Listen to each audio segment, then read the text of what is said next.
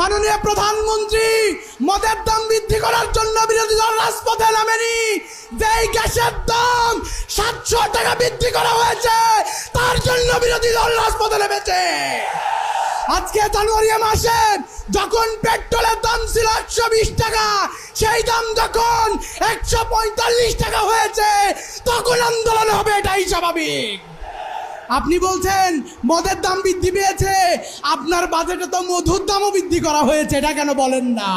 আজকে বিরোধী দলের যারা এখানে রয়েছেন তাদেরকে বলতে চাই, আপনারা জাতীয় সংসদ থেকে রাজপথ পর্যন্ত কুসুম কুসুম বিরোধিতা বন্ধ করুন।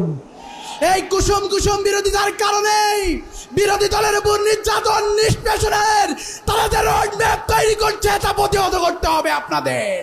আলহামদুলিল্লাহি রাব্বিল আলামিন ওয়াসসালাতু ওয়াসসালামু আলা রাসূলিল কারীম ওয়া আলা আলিহি ওয়া সাহবিহি আজমাইন।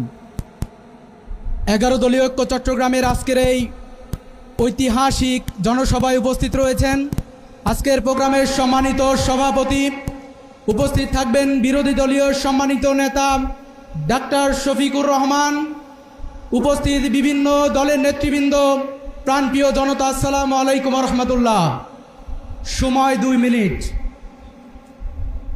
সম্মানিত উপস্থিতি, আপনারা দেখেছেন আজকে জাতীয় নেতা যারা সংসদ পরিচালনা করছেন এবং বিরোধী দলের ভূমিকা পালন করছেন তারা অধিকাংশই আজকে চট্টগ্রাম এবং কক্সবাজারে অবস্থান করছেন।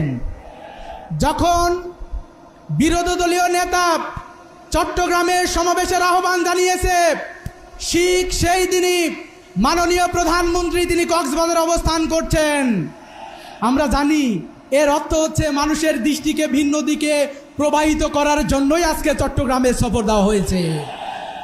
মাননীয় প্রধানমন্ত্রী আজকে সেখানে বক্তব্য দিয়েছেন যে বিরোধী দল আজকে রাজপথে স্লোগান দিচ্ছে বাজেটের বিপক্ষে, এর কারণ নাকি মদের দাম বৃদ্ধি করা হয়েছে তার কারণে।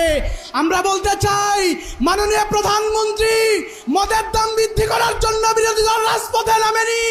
যেই গ্যাসের দাম 700 টাকা বৃদ্ধি করা হয়েছে তার জন্য বিরোধী দল রাজপথে নেমেছে।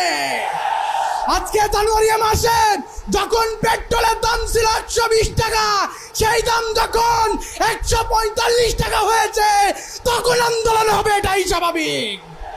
আপনি বলছেন মদের দাম বৃদ্ধি পেয়েছে, আপনার বাজেটে তো মধুর দামও বৃদ্ধি করা হয়েছে, এটা কেন বলেন না? আমরা উদারত আহ্বান রাখতে চাই জাতির কাছে, আজকে আমরা বিরোধিতার জন্য বিরোধিতা করছি না, আমরা জনগণের জন্য বিরোধিতা করছি। এই চট্টগ্রাম জুলাই আন্দোলনের পথ নির্দেশ করেছিল, কিন্তু আমরা দেখলাম যে এই